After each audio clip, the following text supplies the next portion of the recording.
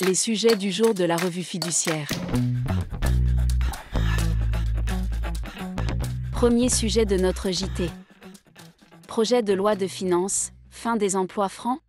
L'embauche d'un demandeur d'emploi ou d'un adhérent au contrat de sécurisation professionnelle, résidant dans l'un des quartiers prioritaires de la politique de la ville permet à l'employeur, sous certaines conditions, de bénéficier d'une aide dans le cadre du dispositif emploi franc. Ce dispositif concerne les contrats à durée indéterminée ou les contrats à durée déterminée d'au moins 6 mois conclus jusqu'au 31 décembre 2024. Lors de la présentation du projet de loi de finances pour 2025, le gouvernement a annoncé la suppression de ce dispositif. Aucun décret de prolongation ne devrait donc être pris. Deuxième sujet de notre JT. Loueurs en meublé. L'article 24 du projet de loi de finances pour 2025 prévoit de mettre fin à l'avantage fiscal dont bénéficiaient jusqu'à présent les loueurs en meublé non professionnels.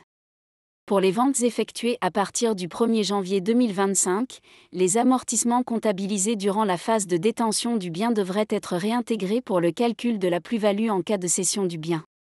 Cette mesure toucherait toutes les locations meublées de courte ou de longue durée. Troisième sujet de notre JT.